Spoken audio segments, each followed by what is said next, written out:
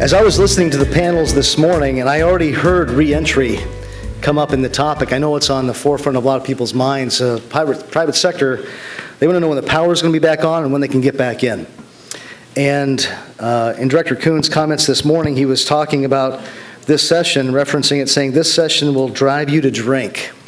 So Florida, what we do in FEMA is we support the state, so I don't know if I'm supposed to get us to that point or I'm trying to take us away from that, but I'm going to do my best to really get the conversation going here. Reentry procedures is across the nation. It's a concern after every incident. Of course, it is driven by the local and state. It's not a FEMA issue, so thankfully I get to sit up here and kind of connect the dots and keep the conversation going. So it's going to be good to see from the local and state levels of public and private sector what the issues are. And I was talking to somebody before this saying, if we're going to hash it out, if there are ugly pieces to this, or if there's contentious discussion to try to work through, this is the time to do it. When the sky's blue, when we're in a session like this, versus when we're trying to save people's lives and trying to get things back up and running that are damaged or severely damaged or destroyed. This is the time to say, as friends, what are the issues? How do we take this forward in 2015 to really solve the hard things that if we can do some of this, the rest will fall into place. So with that being said, I am going to turn it over to the panel. I know we have a lot of folks that want to have a first say in that. First, I'm going to turn it over to Director Kuhn for any initial remarks as far as from the state side of reentry and what we have as far as FDEM. Thanks, Bill. I appreciate it.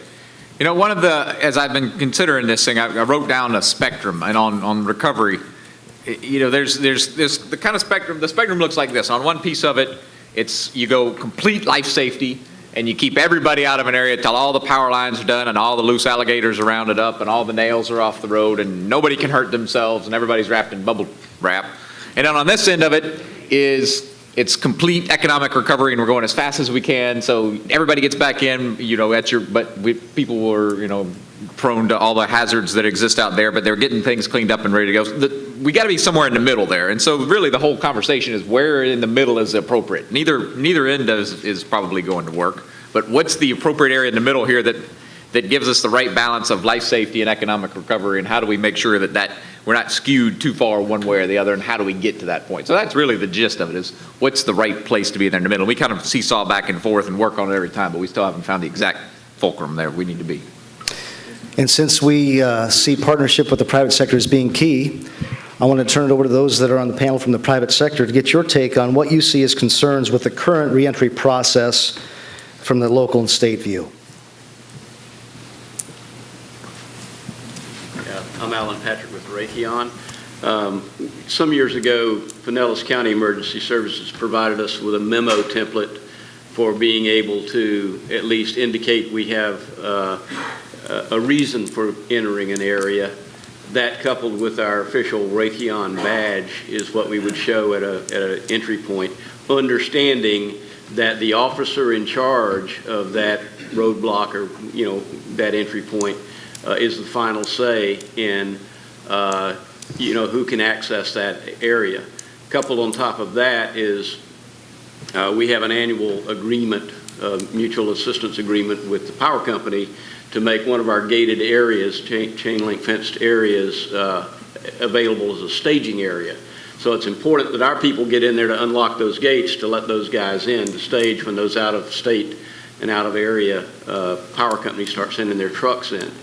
The concern I would have about it is not the process so much, but just making sure, given that, and this is Pinellas County, making sure that the various municipalities around Pinellas County, those officers at those checkpoints, are aware of those kinds of agreements and the, you know, a process for people really being able to validate that they have a right reason to be in there.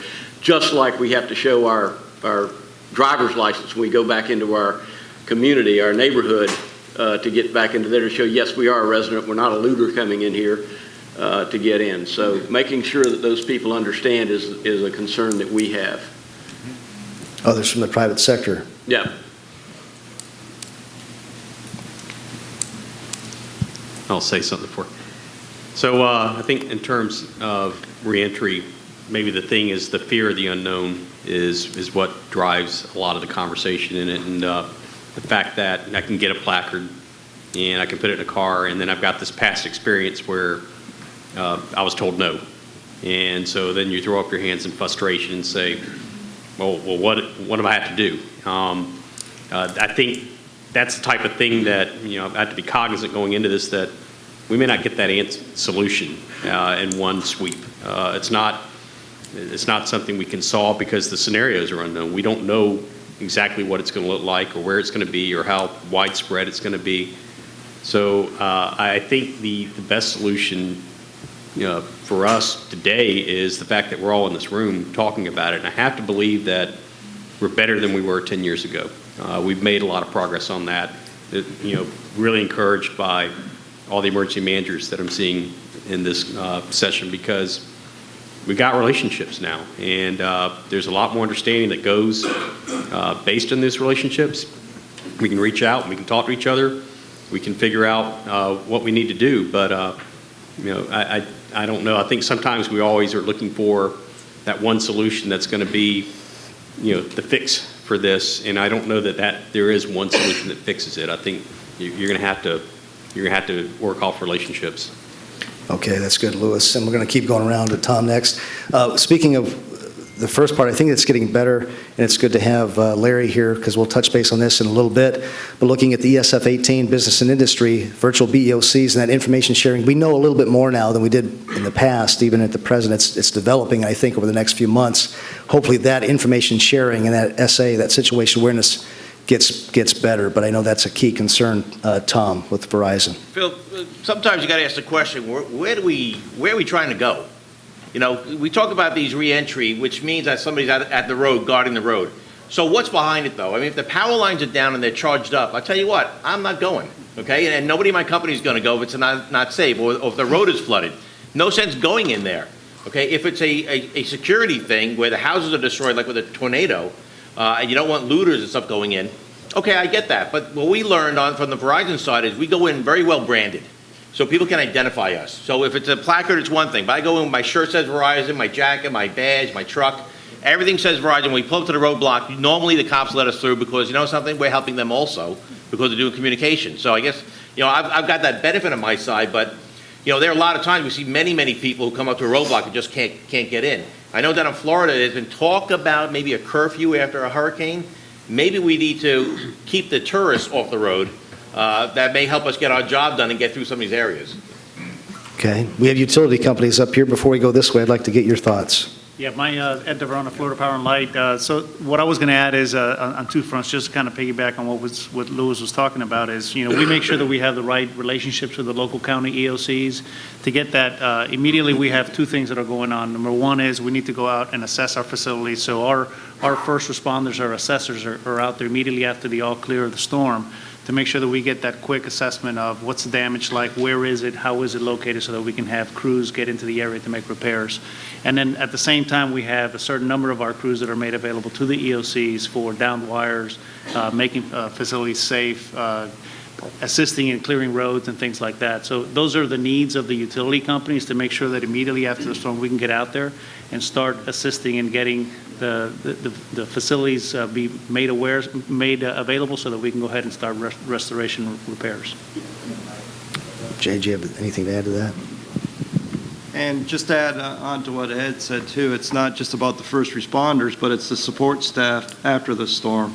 So they're not going to be riding those trucks and those vehicles that are well branded, as Tom said, but our employees are well aware that they need to carry those badges. And anything with the name of like Verizon or Florida Power Light or Lakeland Electric, I don't think we're going to have too much problems with the officers letting through, because they know we're here to support and help them get back to power and back to normalcy as much as possible. Hi, I'm Jeff Lubkeman with the Florida Restaurant Lodging Association, and we have about 10,000 members across the state. And we don't benefit from having great big trucks with logos on them. In many cases, we're Waffle House associates trying to get in. We have no desire to re-enter an area that's dangerous. The balance, anybody in the room been working on the reentry work group? Raise your hand. So not many of us. So for the benefit of those that have not been, we've been meeting for over 2 years to try and reconcile that spectrum between charging in when it's dangerous and being denied access with AK-47s just because law enforcement can say so. So for us, we have no desire to put anybody in harm's way. We have no desire to, despite what we may have said earlier, circumvent law enforcement or standing orders. But getting in after an event so that we can get up and running, a la the Waffle House Index, is hugely important to getting paychecks flowing back through the community, restoring normalcy, feeding first responders.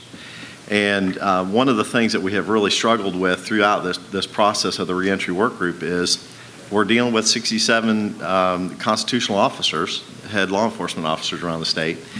And as a, if you're Walmart rolling trucks, if you're Publix rolling trucks, we'd love a statewide solution.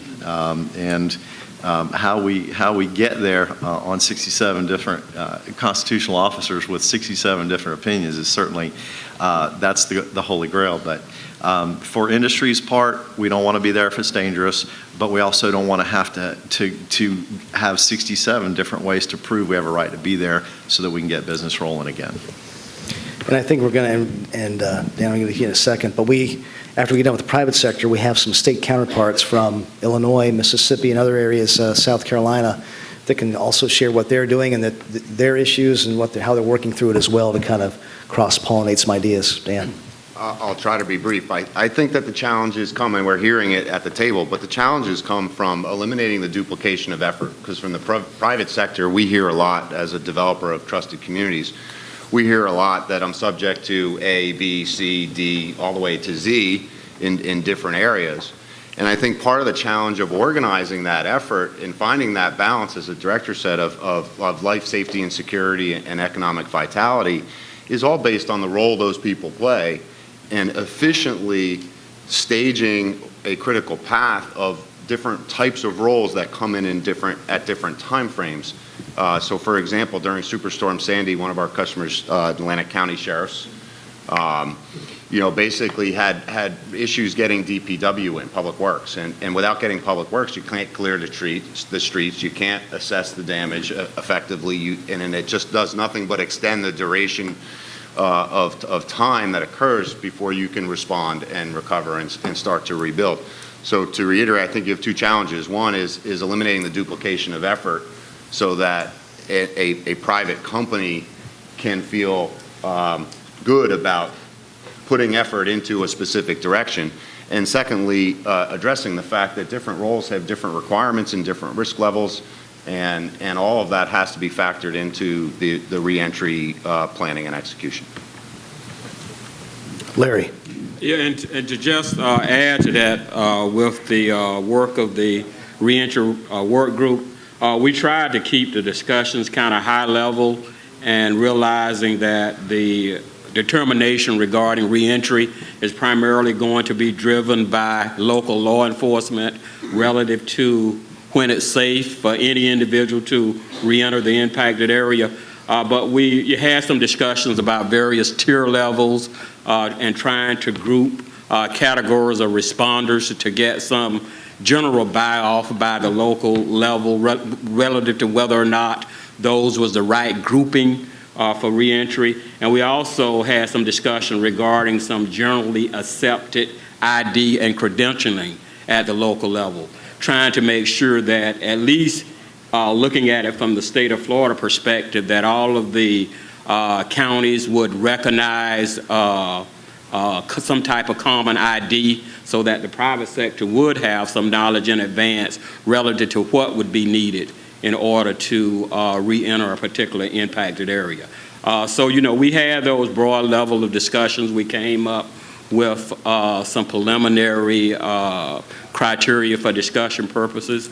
And, and at some point we would put that on the table and have some common buy-off by county emergency management. But what we tried to do was establish some type of baselines that would at least could be reviewed and accepted by all of the counties involved, so that from the private sector standpoint, they would know in advance what criteria was being looked at in the state of Florida, and they would have some type of assurance that that particular ID or policy or credential would basically be accepted by all counties that's involved with emergency management here in the state of Florida.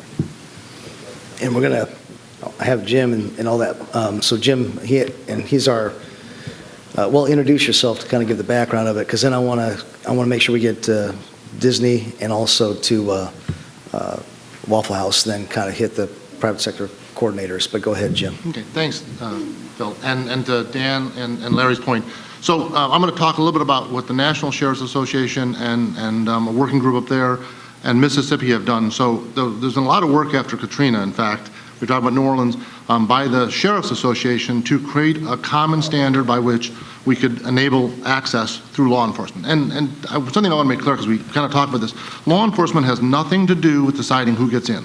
That's not law enforcement's role. The local emergency manager decides who gets in.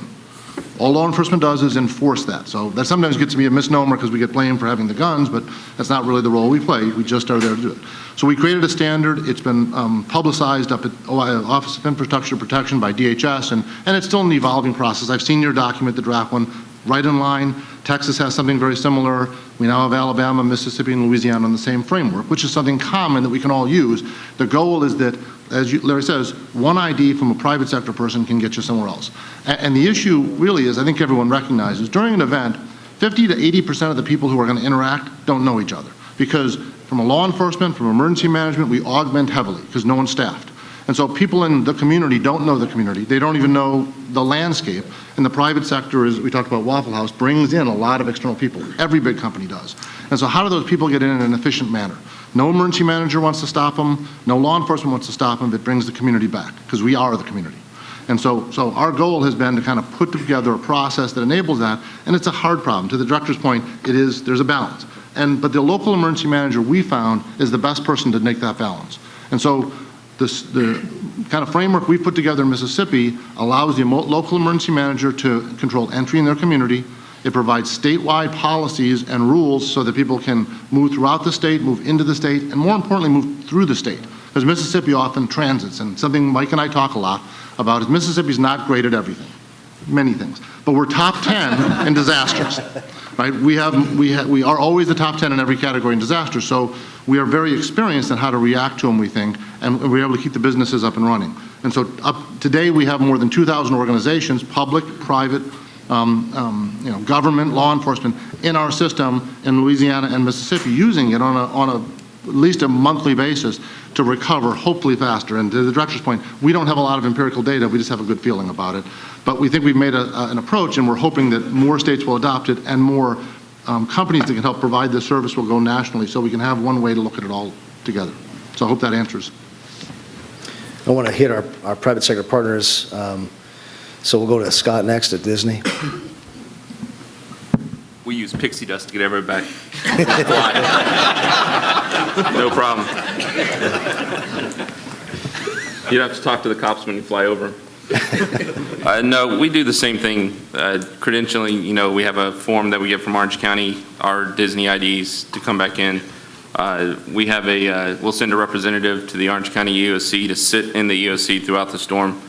And we have that communication back and forth between the county and the company. And as soon as they say roads are passable, we pull the triggers and we start getting our cast back in to reopen. So we don't want to keep the tourists out, just saying. We send them to us. How many could you shelter at your facility? How many can we think? 10,000, 20,000, 50,000? No. Which facility? Has the FAA approved your UAV pixie dust? I can't talk about that. Oh, okay. Mitch. Thanks, Phil. I think it's important that what we're talking about here is not the example here and there, but the philosophy that we want to get businesses up and running as quickly as possible. I mean, obviously, if there is live wires on the roads or floods, we know we can't get back in. Okay, what we're talking about is the local, we call them the Barney Fives, the local Barney Fives that will not allow you, because they have a curfew, to come into your own place of business, open up, and serve people because they have a badge. They can simply say, we don't want to deal with all you people, so you stay home, and when we tell you can come back, and that's just, frankly, not acceptable. Brian, you mentioned the alligator roundup. We can't wait for every alligator to be rounded up, and no self-respecting alligator would show up at a Waffle House at 3 in the morning after the club crowd, okay? We know what we are doing. I come to these things a lot, and I talk to our senior operators, and I say, what message do you want me to take to these folks? He said, just tell them to stay out of the way. Now, that's born out of frustration, and it's not the right message. But the point is, forget Waffle House. Think more about the mom and pops, the folks that can't access their businesses, that may not reopen. They may not be able to get their employees back. We need to have a philosophy that we want to get business back in as quickly as possible. And we want it, as Jeff said, there has to be some state level where the buck stops here, not where home rule is the rule. Because if home rule is the rule, we may not be able to get to our Waffle House because we have to go through this county, and they don't want us to come through there, but the other county's fine, and it's just a mess. Now the popcorn comes out. John has his hand up in the back, and this is the forum to kind of work through and see what the issues are here in the state. John Ward, Clay County Emergency Management. I'm not going to take that. Talk a lot now. I think one thing I want to put out to the group, and for my emergency managers here, I definitely, correct me if I'm wrong, but I think the misnomer that Barney Fife is standing on the street corner just to keep the businesses out is way out of kilter. Okay, us as emergency management professionals within the state of Florida, we want our businesses to open back up. If Barney Fife is standing there with a gun saying don't come in, between the emergency manager, the fire chief, and the sheriff has made those policy decisions to keep those roads closed for a reason. If you're FPL, whatever that may be, then obviously there's keys to be in there. But to have that misnomer out there that Barney Fife's just standing there saying, no, we don't want you to come in because we don't want your business back open, I think is totally wrong. To that point, then, yes, sir. No, you go ahead. To that point, looking at if the county EMA is telling law enforcement, we can't have people on these roads, doesn't matter what they're placarded with, who they're from, they have to stay out for right now. And maybe there's a disconnect. How is that getting resolved when the fur is flying, when there's a lot of chaos, when there's the fog of war? How is that information being passed with ESF 18, both at the state level, at the county level, at the city level, if it's Miami or so forth? How is that information being rectified? So maybe there is a disconnect. Where is that as far as in the process right now? I think ESF, I can speak for most of the emergency management partners I know in here, those decisions is not only that emergency manager or that sheriff sitting there. ESF's the lead of each ESF, or the operational functional groups, however the respective EOCs work, are sitting there in those decisions. So that ESF 18 or that business and industry continuity type group is aware, and they're actually in on those decisions. So as those, whether they're the big box stores, whatever that may be, that are coming in, communicating to that respective ESF 18 can probably pass that information on. If the businesses are coming in from outside and circumventing that process, they're not getting that correct information. I think, and I've actually sat on that working group on and off for the 2 years we've been discussing it, but I truly believe to think that there's going to be a little pink card that everybody's going to be distributed to right now that's going to get me in that storm in a year and a half is just not going to happen. Director Kuhn. Bill, the risk-reward quotient for those people who make the decisions, like myself and John and the police and fire, is skewed toward life safety. Nobody will yell at me for reducing tax revenues 6 months from now. I will get yelled at if we allow someone to an unsafe area and they get hurt or killed. And so we are overly conservative when it comes to that because we don't have enough data on one end to tell us what the economic ramifications are of allowing people in there. But we can take a pretty good guess that if something gets looted, it's going to come back to us and we'll be out of jobs. So there's very little reward on one end of the spectrum, and there's a lot more risk on that end of the spectrum. That's one piece of it. And you mentioned empirical data. There is a tremendous need for that. If we had some idea of, because of the way we allocate costs, it could be that we're doing a curfew in an area because we don't have enough police officers to patrol. It may be we may need $5,000 extra to patrol that area overnight, and we don't think it's worth $5,000. But that $5,000 is keeping these guys from stocking their store overnight and opening the next day. So we're sheltering these people for 2 extra days. We're feeding all these people for 2 extra days. Tax revenue's coming in, so total cost to the community is $100,000. So for want of a $5,000, we're spending $100,000 down the line here. But we can't quantify that on the fly in those kind of situations. And so we're making things, again, based on solely on the life safety aspect of the decision. And I think to that point, the quantification, the metrics discussing today of looking what it costs the private sector not to be in business, what it's costing your employees, what it's costing your operators, what it's costing that company, and how that maybe could be added into the metrics to find that balance. But as the director said, it comes down to life safety. You can't put a price on life when it gets to that point. But that's where we're trying to find that balance here today. We're getting a lot of hands going up now. Before we do that, well, let me see. Yes, ma'am, I'll take you right there in the blue and green. Sally Bishop, I'm with Pinellas County Emergency Management, and I did have sat on the working group. You know, this actually is not that complicated of an issue. I think what this really is the lack of standardization is a frustration to everybody involved. The businesses have said that consistently for the 3 years we've had this summit, is that 67 ways of doing something makes everyone crazy. So that's pretty straightforward. That was where we were going with the working group, was to have some type of a state standard. Now, it's not enforceable. We can't force 67 counties to do it that way. But because it was based on the national working groups, and the law enforcement was heavily involved with that, we figured we were driving between really good lanes. It made sense. We did it in conjunction with our local law enforcement. They totally bought into it. So that lack of standardization was one of the major frustrations. You're never going to get around the fact that you're going to have different situations in the counties that these businesses are trying to travel through. So, you know, it does me no good to have a fabulous reentry plan in Pinellas if they can't get through Pasco and Hillsborough to get to me. But if the problem is that it's not safe to come through those counties to get to me, then I'm just SOL until they make it safe to get to me. So nobody's discounting the life safety issues. And everybody wants, I'll go along with what Clay said, everybody wants everybody back in. You know, we're not trying to keep business out. What we did in our county is we cut it down to 2 tiers. The first tier is all emergency, and the second tier is everyone else, because why are we trying to keep anybody out if it's safe for them to come back in again? So I don't think this is nearly as complicated as we get twisted up in it.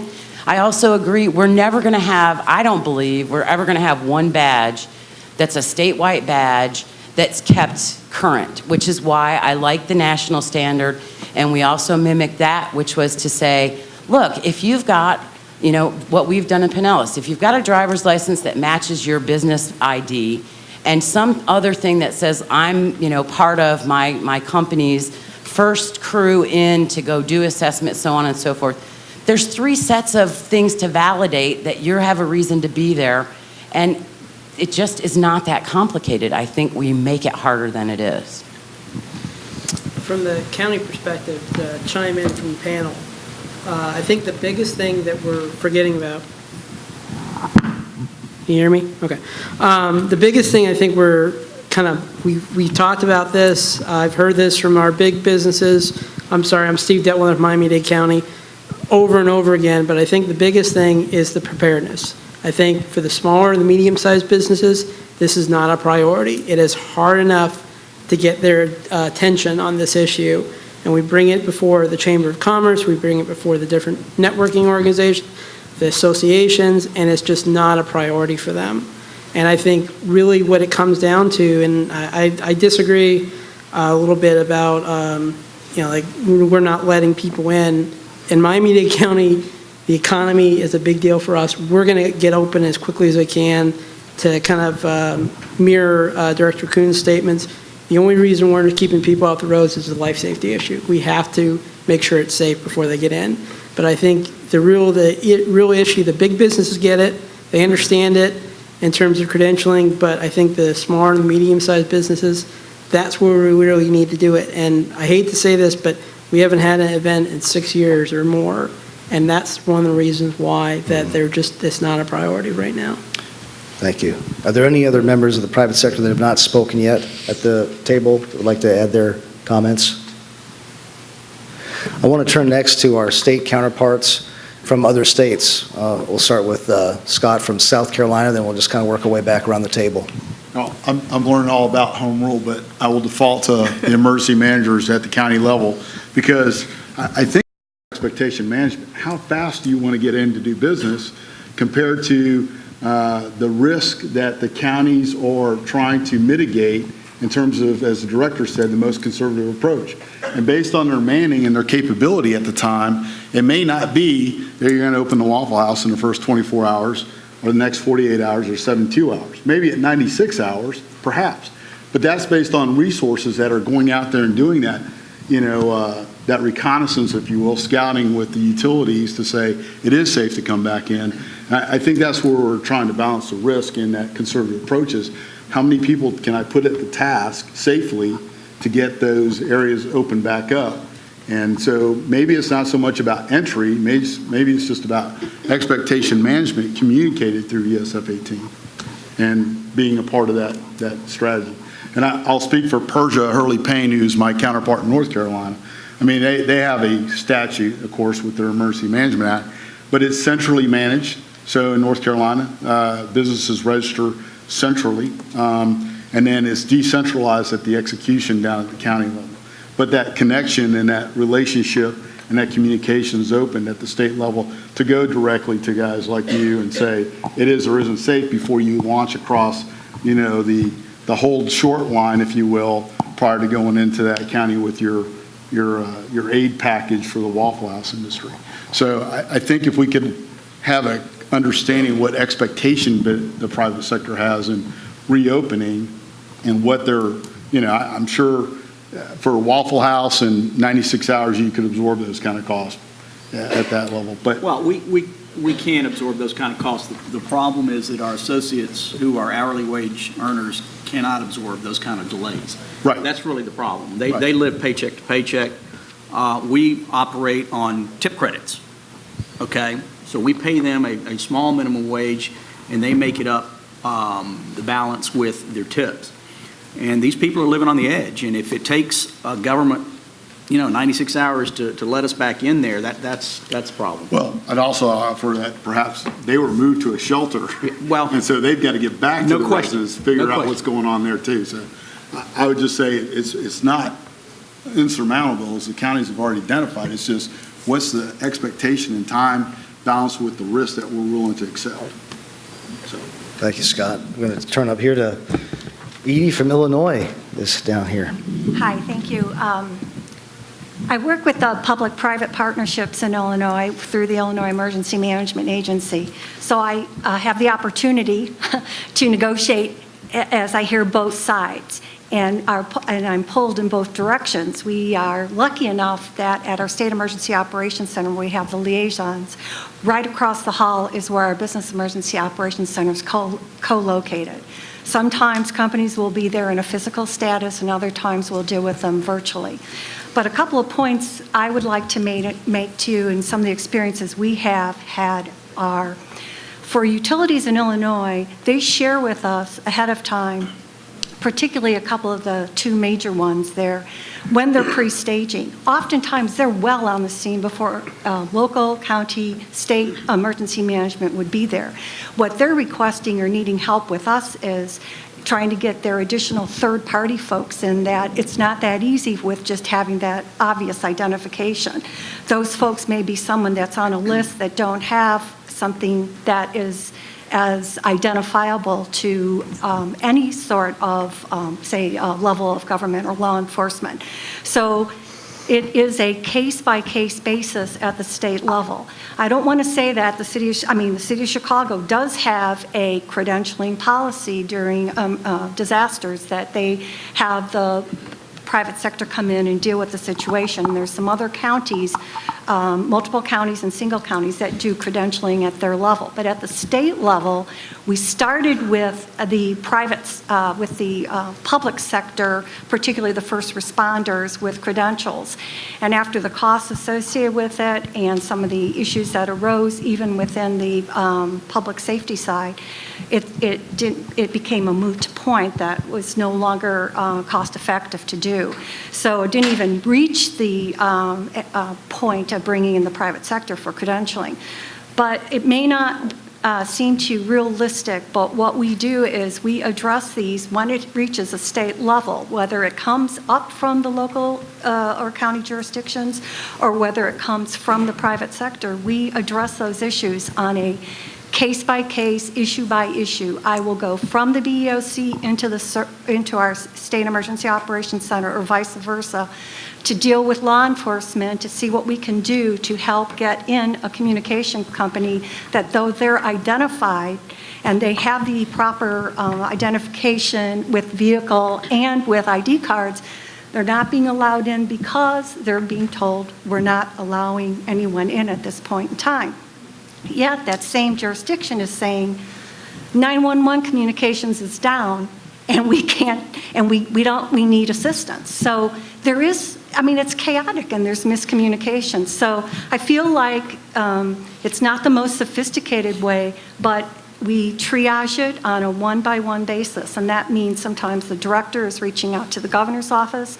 That means sometimes we are dealing with our unified area command that then is dealing with the mayor of a city or a county. But that is how Illinois is operating now during the moments of crisis and disaster. And I just wanted to suggest one possibility that we tested in our most recent regional multi-state exercise called Capstone 14 this summer. One of the things that we tried to test was the task force concept of both public and private together. So you have your state Department of Transportation people maybe initiating clearing the roads, coming along with, say, a private company that does road clearing as well. And following behind are the utility companies that need to get to the scene to establish the power, as well as the communication that comes and the water. And then after that, say the retail issues. And so that was tested only in exercise only, not certainly in real time, but there were some considerations given to the fact that obviously the private sector thought that was a great idea. The public sector is still kind of adjusting to it, and I don't even know what the attorneys thought. But the one other thing I'd like to add is the curfew side. That we never thought how important that could be to a company, particularly from the retail side. And particularly during a couple of the most recent outbreaks we had of tornadoes, Walgreens, the people were in trying to get out, but people wanted to get in but weren't aware of the curfews that had been established. And for us at the State Emergency Operations Center, if we know that from the local jurisdiction, we can let these corporate headquarters know if their people are trying to get into areas. Curfew is a big deal. So each time we learn that those pieces of information, like say the GIS path of the tornado, so insurance companies will know how to be proactive outreach to their clients or customers, or curfews. Those are the things that we learn from each experience and try to grow on. So I'm anxious to hear on what you may have been doing from the state side, but I'm just approaching this from being kind of in the middle as a negotiator and a conduit between the private and public at our State Emergency Operations Center and our Business Emergency Operations Center and the private sector in the field. Thank you, Edie. Go to Mike next with the state of Mississippi. Reentry in the state of Mississippi is very much a partnership. It's a partnership with our local county emergency managers.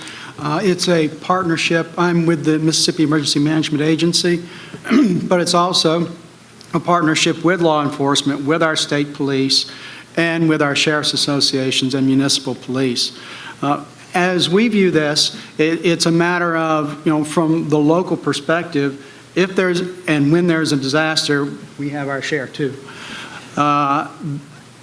It is of course, the responsibility of the local emergency manager to the best of their ability, manage that situation. And folks, it's their worst day.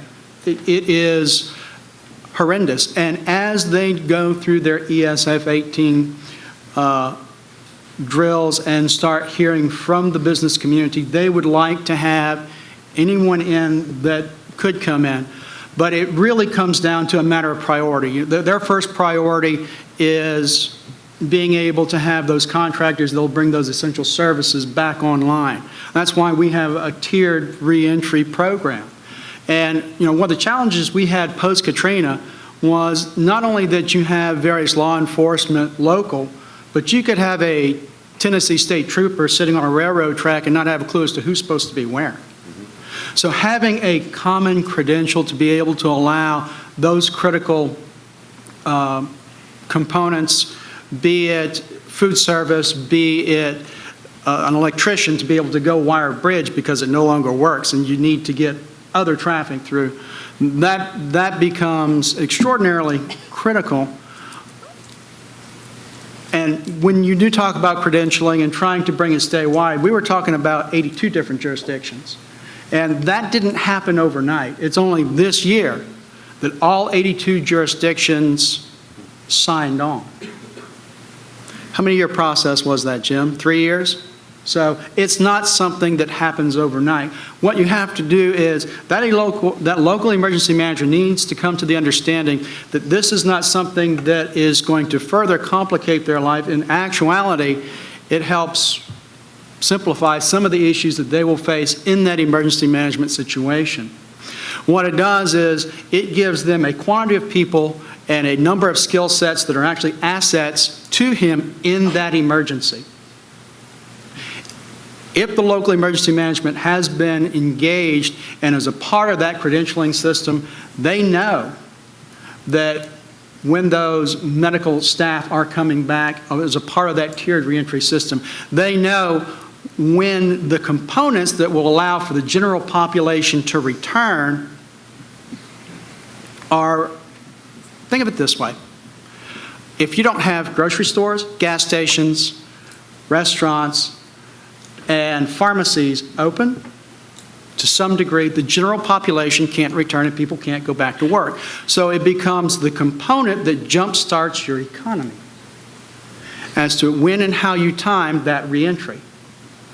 Now, on the emergency management law enforcement side, law enforcement is going to be following the directive of that local emergency manager, and they need to. Because there are times when the general population does not need to be out and about and curfews are necessary. Because, quite frankly, life and limb does come first in the state of Mississippi as well. And the preservation of life is critical and essential so that general population can return. You want to, if you are in 12 hours after landfall of a major hurricane, you don't want people driving around because when 911 is called, no one's going to come to help them. No one can. But that being said, having a tiered reentry system that is defined and communicated to the business community reduces the uncertainty. Now, will that guarantee that there will be a law enforcement person or a National Guardsman somewhere that won't allow someone in that has a proper credential? It's possible, but that's where you have a strong state or local ESF function to help facilitate that communication. Michael, I have a question for you, if I may be permitted to ask. Go ahead. You mentioned that the local law enforcement has to do what the local EMS guy says, right? Emergency management guy. Was that done through legislation at the statewide level, or how was that accomplished where you got all these people to sign on? During go ahead. It's in the governor's plan for emergency management, and it's in the Florida governor's plan for emergency management too, I believe, Director, where the ESF heads are in charge of each of their roles. The sector law enforcement's in charge of safety and security, but they're subjugated to the emergency management director, who's subjugated to the governor. So it's in the governor's plan in almost every state in the South here. I don't know all the states, but I do know all the states: Georgia, Alabama, Mississippi, Texas, Louisiana. And I believe in Florida too, sir. I'm looking for our lawyer to see if he can give The other thing I think we're kind of missing a little bit is we already have state guidance that's out there for the state of Florida. We already have, thanks to the public-private partnership office for the state, they already put out information about having your ID, having a letter, and, you know, honestly, and I'm going to be a rebel here, but having a statewide system and having like a little card that you can hold up, I don't think that it'll ever come out. I mean, I have 35 cities in my county. There's no way I'm going to get all 35 cities to, it's like getting cats to walk in a straight line. It'll never happen. I can try, but I don't think it's going to happen. I think what we have right now is probably the best we have. We have the state guidance, and it's very simple. We have, you know, we encourage the businesses to have a picture ID, to have a letter that says, okay, they're an essential employee, this is the phone number they can call, and putting that out, because in a situation, we're talking, you know, mainly we're talking about hurricane, but say if we have a chemical leak, say if we have a terrorist attack, it's going to be very situation dependent on when we let businesses back in, who gets in first, who doesn't get in first, and whether or not they have priority. And it's going to be dependent on that scenario. It's going to be dependent not only of the emergency manager working in collaboration with law enforcement, but it's also going to be, you know, the incident commander on scene saying, it's too dangerous, we can't let them in. Or yes, we can let some people in, maybe go in, see if their business is still intact, and then get out. So it's really dependent on that. I mean, I would love to see a card that we have universally. That would be my dream, especially for Miami-Dade County. It'd make my life a lot easier. But I just don't think, you know, in terms of present circumstances, I just don't think it'll happen. Well, that's a good point. And we've focused on the natural hazards piece, hurricane, tornado. When you get into a terrorist attack and it's turning into a crime scene, then you have a lot of different issues, not only with ground zero and what's still there as far as hazardous material, but also then, depending how big it is, you have FBI and state law enforcement, all that's doing the crisis management, and then the state and FEMA do the consequence management of damage. So that's so that brings on another complete layer for this working group to look at. I want to see who on the panel has not spoken that would like to. I mean, we're all at the table here for a selective reason, and then we'll take some questions. Yes, sir. I just want to bring up the fact, Tampa International Airport, probably the biggest disaster we would ever face is a major hurricane, particularly where the airport is located. For any large airport in this country, we're basically our own small community. We have our own police, we have our own fire, we have businesses at the airport, the air carriers all wanting to get back on board and making money again. We are very dependent upon other agencies to help us get back in business, in particular our runways, and getting everything cleared so that we can land flights. Until that's done, the airport's not moving. We don't have the air carriers flying. We don't have our concessions in business. We are fortunate, or maybe unfortunate in some respects, that through our security plans, the airport has a lot of badges and protocols that are followed on a daily basis as to who can come into what areas. So for our staff trying to get the airport back up and running, we will already have people there, and we will be starting to get that airport, you know, in business again. People coming to the airport likely would have to go through other areas of re-entry before they make it to our doors. Doubtful you would have passengers trying to come in at that point, getting to the airport. From another perspective, other disasters, aviation disasters, aircraft accidents, those sort of things, all controlled by our airport police, law enforcement. National Transportation Safety Board is a big player when we have accidents for any airport. They're the ones that we can control access to that. Like I say, terrorist incidents, anything that happens in the terminal, all controlled by our airport police to limit access to anybody trying to come in. Okay, thank you. Anyone else on the panel that has anything that hasn't spoken yet? I have a question in the back. Yes, ma'am. Yes. In my previous life, I was a center director for the Small Business Development Center, and I understand we have a relationship at the state level, ESF 18. And I just want to bring up, we've been going out and meeting with the small businesses through our chambers, and that's going to happen all across the state. So as this working group is working together, they need to remember the small businesses that don't have the badges. They don't have that information, and we need to figure a way to get whatever information out to them, the best way to get it out. What are your channels of communication right now? Through the chambers. Our Chamber of Commerce's, and I'm real interested. I've checked on the virtual. I've talked to Larry a little bit. So there's some things, because Hillsborough County, we're a big county. There's no way we could block off all the areas. So we're looking at some kind of credentialing, some kind of something that is available, especially for the critical businesses, because some of the critical businesses need to get to the airport. So we're kind of looking at maybe having a database, and I'm hoping to learn more from Larry. But I think that's important. Don't forget about those small businesses that are critical. Larry, you have anything to add to that? Yeah, the major questions that we're currently getting in ESF 18 at the state level really deals with what we talked a lot about here today with information sharing, with businesses kind of being lost relative to what's going on at the local level. And currently we provide information during a time of disaster through our hotline at ESF 18.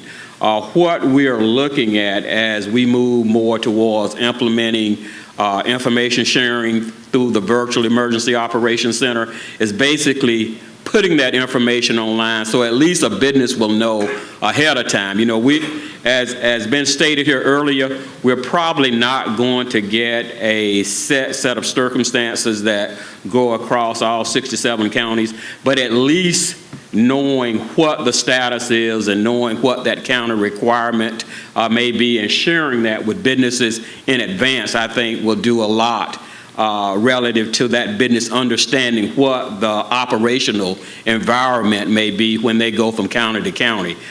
So what we're looking at is actually posting through our virtual Business Emergency Operations Center, what are those local requirements?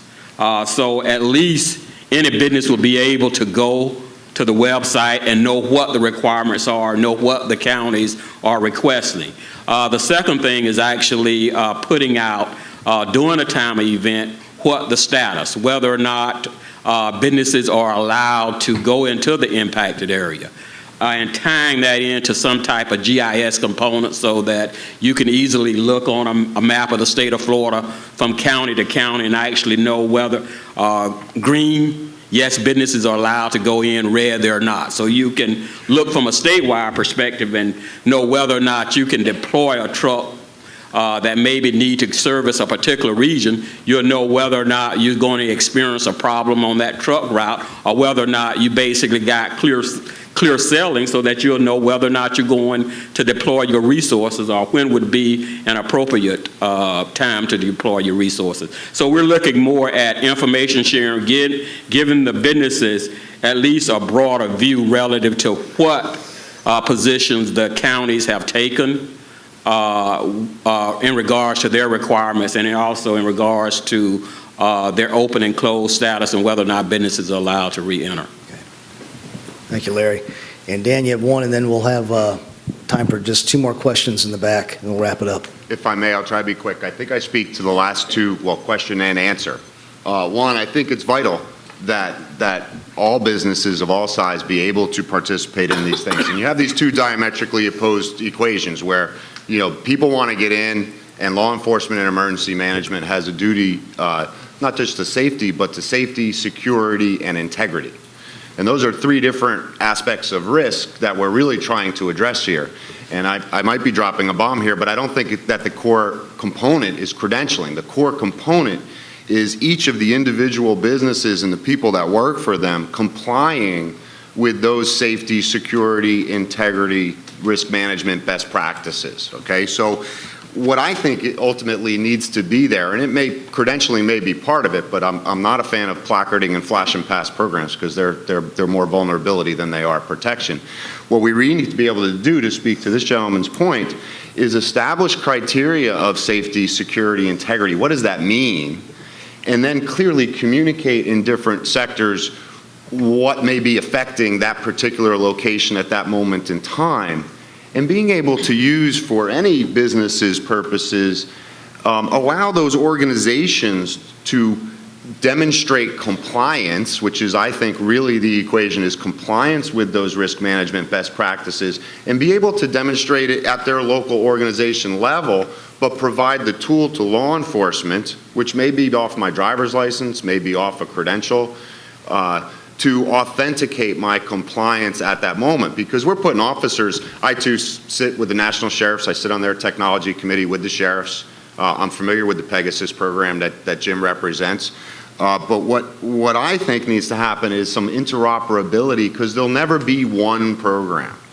So there has to be certain basic standards through which we can authenticate in the field so that that law enforcement officer isn't forced to really think about who are you, why are you here, who you work for, am I ready for you, but rather base that assessment of yes or no on attributes, not credentials. Attributes about the individuals that demonstrate compliance with those standards, and then enable specific systems that are tasked for this or that support this to communicate with each other.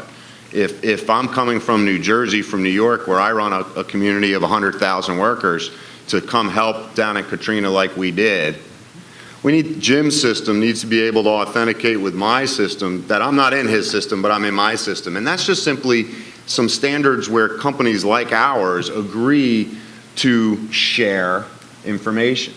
That's not disclosing PII, that's sharing relevant safety, security, and integrity information, those attributes, not authenticating a placard. Because what we saw in Atlantic County is one placard turned into 5,000. Or one letter of access was photocopied by, and distributed to all their friends. Each casino claimed to have 800 essential personnel, each. Okay, that's a whole lot of people for the sheriffs to deal with. And what happened in Atlantic County with Sheriff Ballas was that he couldn't get his DPW guys in because all these other people were trying to do it. So as I said earlier, it's what role do you play? Have you met our risk management compliance equation for this type of event? And can we authenticate that your organization is doing that to the standards set by a region or a state? Time for one question.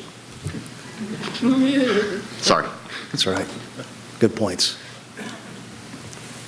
Yes, sir, you got a question? I'm John from Monroe. I think I want to be clear that, and I'm going to speak for my county friends, I don't want it to come across that we are anti-business or that we want to keep people out, or we want everyone back as soon as possible. And I was on the task force. We've done a lot of work to sort of get to a consensus, but I think what you're hearing is that consensus is about as far as we can go right now. And it is expectations management. We have an expectations document that's out to the private sector that says these are the kinds of things that are going to increase your likelihood of getting in. But I don't think we'll ever get to a standard because our geography, and we haven't talked a lot about geography, but our geography is so diverse across the state. The storm surge threat in the Panhandle and the West Coast is vastly different than what's on the East Coast. I represent a jurisdiction that's got one road in, one road out, and it's all connected by 42 bridges. So the upper keys may be open, but the lower keys may not be. So we may not get to a world in the next couple of years where we can click on a map and see what's green and red. It's going to be those relationships we keep talking about that is what drives all of this. And if you locally know where to go, and it's one of the things we've done at the state level, where you can click on a website, find your private sector coordinator, and talk to them and address that issue at the local EOC. So locally, we want everyone back as soon as possible, but also we have our own unique characteristics that are going to drive what is safe and what isn't. Thank you. So the takeaways I've seen and put down here, speaking about the workshop or the working group that's been doing this for 2 years, looking at some type of state standard, but with the 67 constitutional officers, you're at consensus, but based on demographics, geography, and so forth, each community is different, to say the least, with different threats and so forth of how people get back in. The need for empirical data, looking at the metrics, if we're looking at the balance, which is the key thing, finding the balance, establishing the right criteria for safety and security, and having those basic standards and that interoperability. So we're hitting at the end of 2014, where are we going to be? How do we get a little bit farther down the lane in 2015? Where do we go from here, I think is that key takeaway. From Phil Strauss's standpoint, this is not a FEMA issue per se, it's a state-local issue. And my part is, I have 8 states. I have 8 state counterparts. So what I'm doing as a takeaway is I hold a quarterly call with them. We cross-pollinate ideas. I try to support them, what they're doing, connecting them to outside of my region, to Edie in Illinois, to somebody in California. What are you facing? What are you seeing out there that might be similar that we could replicate in Florida? So that's my takeaway, is seeing what Florida's doing, other states, and keeping this going, and then what I do with the private sector and getting their feel and my ear to the ground of what they're seeing and helping those various states. So that's my takeaway in this. Director Kuhn, do you have anything before I bring up Julie? Nope. No. So I know Winter and Hope are waiting, and so I'll turn it over to Julie from the state for